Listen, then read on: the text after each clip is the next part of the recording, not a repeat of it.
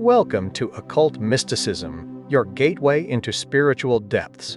Today, we explore mysticism, a study in nature and development of spiritual consciousness by Evelyn Underhill, a profound analysis of spiritual awakening. Join us as we delve into this transformative work. Subscribe for more esoteric insights. In the vast and often bewildering landscape of human spiritual literature, there are certain monumental works which, by their sheer intellectual grasp, their profound sympathy, and their masterful synthesis of a vast and difficult subject, stand as unshakable guideposts for the sincere student of reality. Such a work, a true classic in the grandest sense of that term, is the magnificent treatise composed by Evelyn Underhill, titled Mysticism, a study in nature and development of spiritual consciousness. This is no mere historical survey, nor is it a simple collection of esoteric anecdotes. Rather, it is a deeply philosophical and psychological exploration into the very heart of man's quest for the absolute, a careful and reverent charting of that secret path which the greatest souls of the race have always trodden. Underhill, with a clarity of vision and a breadth of scholarship that is truly breathtaking, approaches her subject not as a curious cataloger of strange religious phenomena, but as a wise and patient interpreter of the most sublime of all human arts, the art of union with God. She reveals to us that mysticism is not, as so many have supposed, a vague and sentimental dreaminess, an escape from the harsh realities of the world, but is instead a definite and organic life process, an arduous and heroic journey which demands the total remaking of the human character and results in the liberation of a new and higher form of consciousness. In this great work, she lays before us first the essential facts upon which this life is based, which she calls the mystic fact, and then proceeds to detail the stages of that inward journey, the psychological and spiritual pilgrimage which she rightly names the mystic way. To read this book with an open mind is to be convinced that the mystics are not the eccentrics or the exceptions to the human family, but are in truth its pioneers, the forerunners of a spiritual evolution to which the whole of creation is destined to move. The great study begins, as all such studies must, with a profound consideration of the problem of reality itself. From the very dawn of consciousness, the human family has been possessed by a deep and inextinguishable craving for absolute truth, a homing instinct for that ultimate reality which it feels to be its native land. Yet this noble passion is constantly thwarted by the very conditions of our existence. We are, as it were, prisoners within the cell of our own senses, and the world that we perceive is not the vast and living universe as it truly is, but a subjective and highly edited version of it, a mental tapestry woven from the threads of our own limited sensory inputs. This sense world, which the ordinary man takes for granted as the one solid and dependable reality, is, as Underhill so brilliantly demonstrates, not an objective fact, but a work of art, a symbolic picture created by the mind. It is a reality of our own making, and while it may be useful for the purposes of our daily lives, it can never satisfy the soul's deep hunger for the unchanging and eternal truth. It is here, at this point of universal failure, that the mystics make their stupendous claim. They declare, with a strange and compelling unanimity that cuts across all divisions of time, race, and creed, that they have succeeded where all others have failed. They have established a direct and conscious communication with that final, immaterial being, that only reality, which some may call the Absolute and others may call God. Confronted with this claim, the thoughtful mind must first examine the other great avenues through which humanity has sought to approach the real. And it is to this task that Underhill first dedicates her brilliant analytical powers.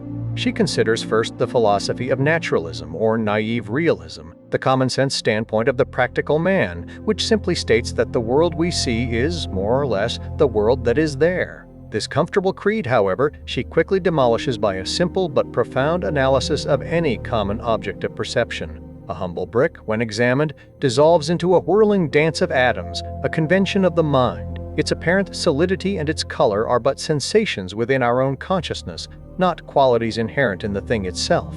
The naturalist, in his confident trust in the evidence of his senses, is shown to be the most credulous of all men. Next, she turns to the more sublime philosophy of idealism, which views the universe not as a collection of material objects, but as a great idea or thought existing in the mind of a single absolute thinker. While this view is far more intellectually satisfying and aligns more closely with man's spiritual intuitions, it remains, in the end, a magnificent but sterile diagram. It describes a reality with which it provides no practical means of communion. It is a map of heaven, but not a ladder to the stars. Finally, she examines the path of philosophic skepticism, which, by a process of relentless logic, arrives at the desolate conclusion that since the mind is wholly cut off from any certain knowledge of an external world, it has no reason to assume that such a world exists at all, except as a concept within its own consciousness.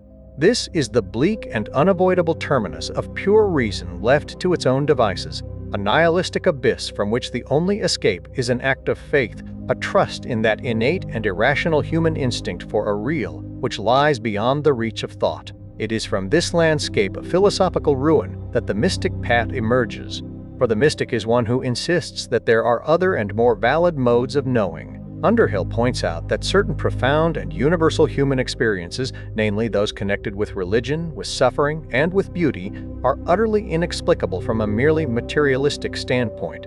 They seem to be irrational intrusions into our tidy, utilitarian world, yet they are treated by the best minds of the race as messengers from a higher order of reality. It is in these hints of the transcendent, these whispers from another world, that the mystic finds his starting point. He claims that there is within the human soul a discoverable, real, a divine spark, which is capable of apprehending and uniting with that greater reality which is the true object of its quest. Mysticism, therefore, is not a philosophy, but the science and art of this divine connection, the practical development of a faculty which is latent in all of mankind. In her search for a philosophical framework that might accommodate the rich and paradoxical experience of the mystic, Underhill turns to the school of thought which she terms vitalism, a philosophy most brilliantly represented in her time by such thinkers as Bergson and Eucken. Here, she finds a vision of the world that is far more congenial to the spiritual consciousness than the static and mechanical systems of classical thought. The central focus of vitalism is not on a fixed and changeless being, but on a dynamic and ever-creative becoming. Reality, in this view, is not a finished product, but an eternal process, a free, spontaneous, and irrepressible tide of life. The universe is not a machine governed by immutable laws, but a living organism, constantly evolving and bringing forth new and original forms. This philosophy recognizes the inherent limitations of the human intellect, which it sees as a practical tool evolved for the purpose of dealing with the concrete things of daily life. The intellect, like a cinematograph, can only take a series of static snapshots of a reality that is in perpetual motion. It can never grasp the living, flowing, indivisible whole. For this, another faculty is needed, a faculty which vitalism calls intuition, and which the mystics have always known as the contemplative sense. It is through this deep, intuitive organ that the self can make contact with the great universal life in which it is immersed. Yet, as Underhill wisely points out, the full consciousness of the mystic is not satisfied with this vision of a dynamic, ever-changing reality alone. The complete spiritual experience involves a twofold apprehension, a stereoscopic vision that reconciles the great paradox which has always tormented the philosophers. On the one hand, the mystic is intensely aware of this living, immanent, and ever-unfolding world of becoming. He sees in every manifestation of life a sacramental meaning, a hint of the divine splendor that is poured through it.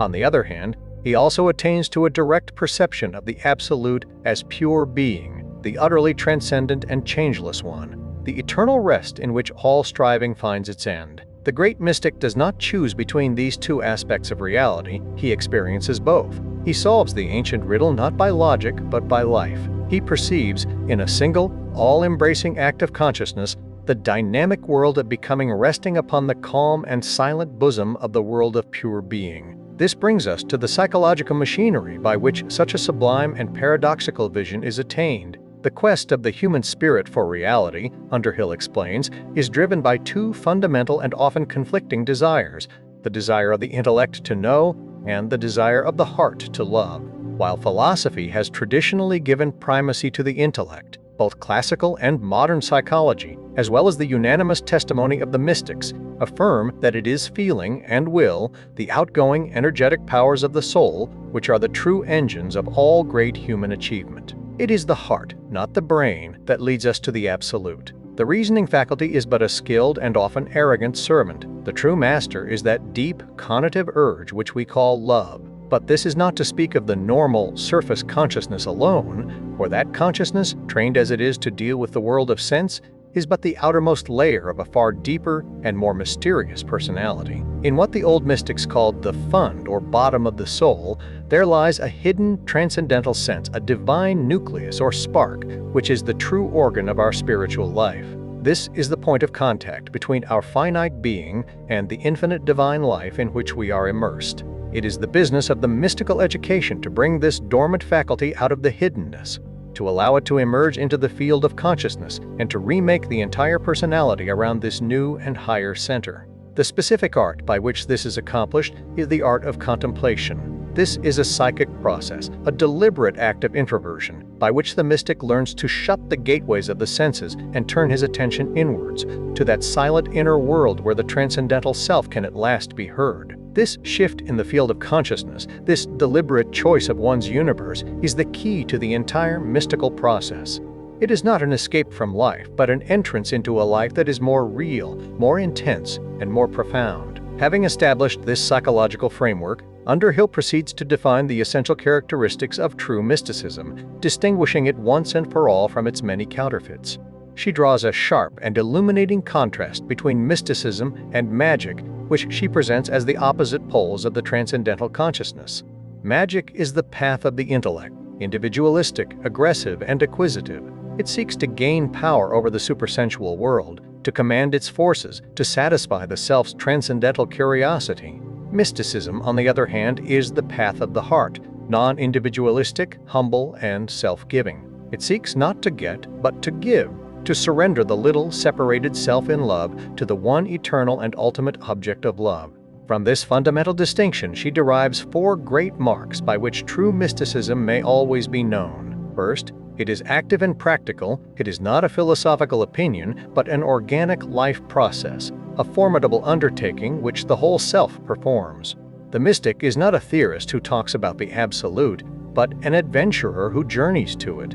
Second, its aims are wholly transcendental and spiritual. It is not concerned with exploring or improving the visible world, but is set with a single-minded passion upon the changeless one. Third, this one is for the mystic, not a cold metaphysical concept, but a living and personal object of love.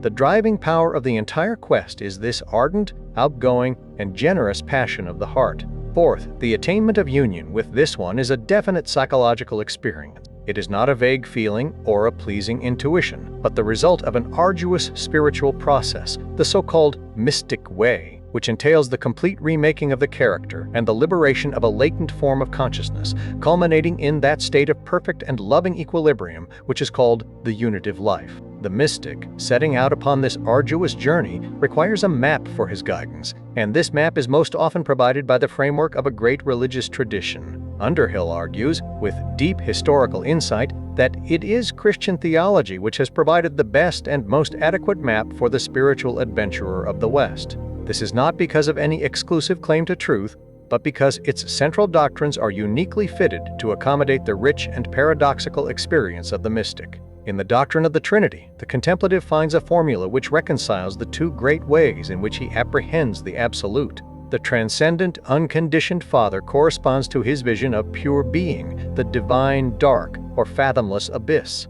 The immanent and creative Son or Word corresponds to his perception of the dynamic world of becoming, the divine life poured through the universe. And the Holy Spirit is that divine love which is at once the bond between them and the very agent of the soul's own quest. Further, in the doctrine of the Incarnation, the mystic sees not merely a unique historical event, but a perpetual cosmic and personal process. It represents for him the everlasting breaking through of the divine into the temporal, the healing of the breach between God and man. The life of Christ thus becomes a sublime and perfect pattern for the soul's own journey from the unreal to the real, its own painful and glorious transfiguration from the human to the divine. This theological framework, however, is but a chart of the country which the mystic must explore for himself. Since that country is a spiritual one, and the experience of it is ineffable, he is compelled to describe his adventures in the language of symbolism. All mystical literature is of necessity elusive and oblique, appealing not to the analytical intellect but to the intuitive heart. Underhill identifies three great classes of symbols which the mystics have employed to suggest the nature of their quest. The first is the symbolism of pilgrimage, or the mystic quest, which describes the soul's arduous journey from the world of illusion to its true home in the transcendental world. The second is the symbolism of the spiritual marriage, which presents the mystic life as an intimate and personal love affair between the soul as the bride and God as the divine bridegroom, culminating in a union of unimaginable delight and divine fecundity. The third is the symbolism of spiritual alchemy, which sees the mystic process as an inward transmutation, a great work, in which the base metal of the natural man is refined in the fire of love and transformed into the spiritual gold of a divine humanity. Finally, in this first part of her great study, Underhill returns to the crucial distinction between mysticism and magic, exploring in greater detail the principles of the occult tradition. Magic, she explains, is based upon three fundamental axioms. First, the existence of a universal supersensible medium, the astral light, which is the storehouse of all cosmic memory, and the plane upon which the magician seeks to work. Second, the limitless power of the disciplined human will, which can be trained by rituals and ceremonies to control the hidden forces of nature. And third, the doctrine of analogy, the principle of correspondence between the visible and invisible worlds. These principles, however rational they may appear, are directed towards the acquisition of knowledge and power for the self. The magician's path is one of intellectual arrogance and self-seeking. The mystic's path, in stark contrast, is one of humble surrender and self-giving love.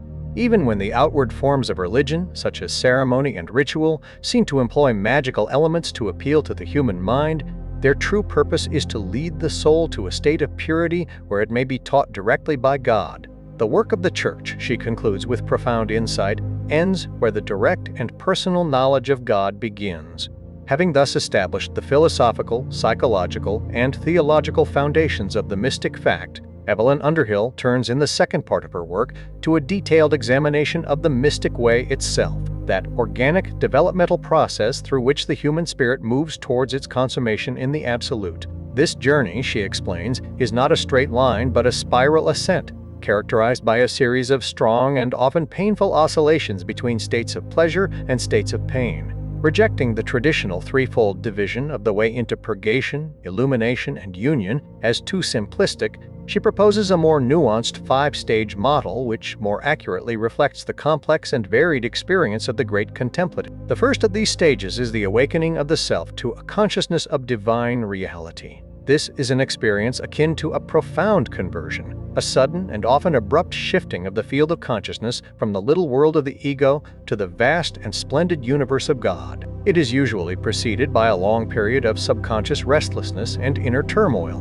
but its arrival is like a flash of lightning, a burst of ineffable light which completely and permanently rearranges the self's world. It brings with it an intense and overwhelming joy, a perception of the divine beauty and unutterable splendor of that larger life in which the individual is now conscious of being immersed. This awakening, illustrated by the lives of such great souls as St. Francis of Assisi, St. Catherine of Genoa, and Blaise Pascal, is the crucial first step which initiates the entire mystical life process.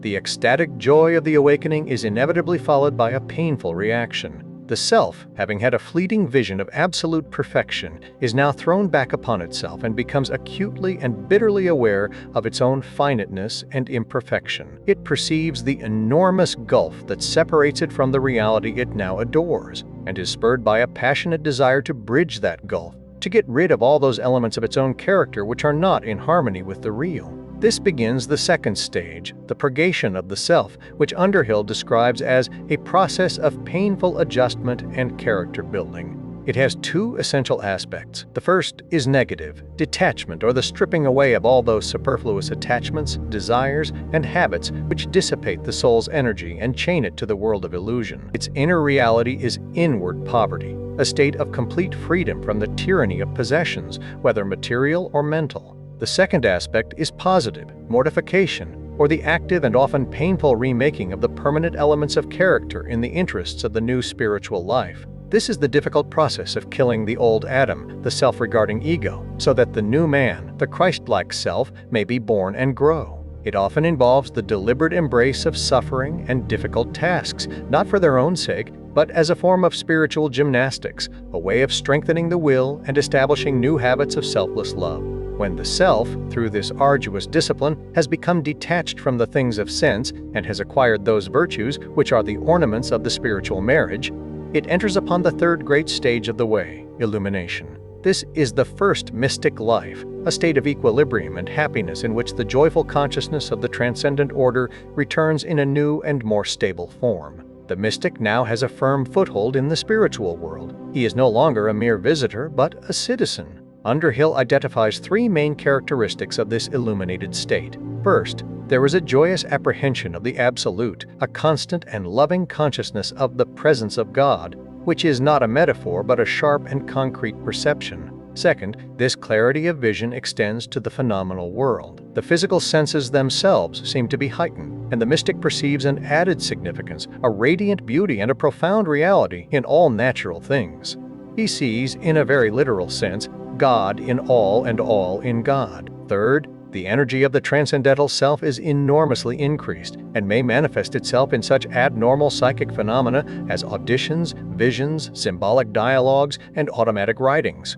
These automatisms, as Underhill carefully explains, are not to be mistaken for the substance of the mystical experience. They are rather the symbolic language in which the deeper self communicates its transcendental intuitions to the surface mind. The great mystics themselves are unanimous in their caution against attributing too much importance to such phenomena, and the true test of their validity is always their life-enhancing quality, their power to bring new strength, courage, and charity to the soul. Contemplation, the specific art of the mystic, is now developed through its various degrees, from simple recollection through the deep peace of the quiet to that state of loving absorption in which the self enjoys a foretaste of its final union with God. This blissful state of illumination, however, is not the true goal of the mystic quest. For the great and heroic souls, it is but a halfway house, a beautiful and sunlit resting place on the road to a far more sublime and costly destiny. Sooner or later, the joyous consciousness of the illuminated life begins to break up, and the self is plunged into that most terrible of all mystical experiences, the fourth stage of the way, the dark night of the soul. This is the great negation, the final and complete purification of the spirit, in which the self is stripped not only of all earthly consolations, but of all spiritual consolations as well. The radiant sense of the divine presence is replaced by an overwhelming and agonizing sense of the divine absence. Psychologically, this state is a period of psychic fatigue and transition, the painful chaos that ensues between the dissolution of an old state of consciousness and the birth of a new one. Spiritually, it is the ultimate purgation of the will, the mystic death of selfhood. Its purpose is to cure the soul of its last and most subtle form of egotism, its attachment to its own spiritual joys, its tendency to confuse the gift with the giver. In the anguish of the dark night, the soul learns to love God for himself alone without any hope of reward or consolation. It is a state of profound desolation, often accompanied by an acute conviction of sin, an emotional lassitude or aridity, and an invasion of the consciousness by temptations and lower impulses. It is the spiritual crucifixion, the tomb in which the self must be buried before it can rise to a new and more glorious life. This dark period of suffering ends with the soul's final and absolute act of self-surrender, its complete and loving acquiescence in the divine will. From this death of the summit, this utter self-nodding, the mystic emerges at last into the fifth and final stage of the way, the unitive life. This is the consummation of the soul's long journey, the state of complete and permanent union with the Absolute. This union is described by the mystics under two main forms of symbolism. Those of a metaphysical and transcendent temperament speak of it as deification, not in the sense of a blasphemous identity with God, but of a total transmutation of the self, which is so penetrated and transfused by the divine life that it becomes, in the beautiful image of the alchemists, like a piece of iron made incandescent in the fire. It takes on the qualities of the fire, yet remains itself. Those of a more personal and intimate temperament describe this union as the spiritual marriage, a lifelong and unbreakable bond of love between the soul and its divine bridegroom. This unitive state is not, as is often supposed, a state of passive absorption or sterile bliss. On the contrary, it is characterized by an amazing access of creative vitality. The united self now lives a dual life of fruition and activity, or rest and in work. Inwardly, it enjoys a deep and peaceful communion with the Absolute, a participation in the eternal stillness of pure being. Outwardly, it is impelled to a heroic and energetic life of action, becoming a free and conscious agent of the divine will in the world of becoming. The great unitive mystics are the great actives among the saints, reformers, organizers, artists, and national heroes, who seem to possess a superhuman power to dominate their environment and shape the course of history. This divine fecundity, this power to bring forth new spiritual life into the world, is the ultimate mark of the soul that has achieved the goal of its quest. It has completed the great circle of its being. It has traveled from the world of sense to the heart of reality, and now returns to fertilize the world from which it sprang. In this final state of perfect equilibrium, the extremes of sublimity and simplicity meet. The soul, having achieved the heights, takes the lowest place. United with the Absolute, possessed of the fullness of its life, it becomes as a little child, for of such is the kingdom of heaven. The mystic way, as charted by Evelyn Underhill, is therefore revealed to be nothing less than the universal path of human spiritual evolution. The great mystics, in their heroic and often painful journey, are not straying into some esoteric byway, but are treading the main road of humanity's advance.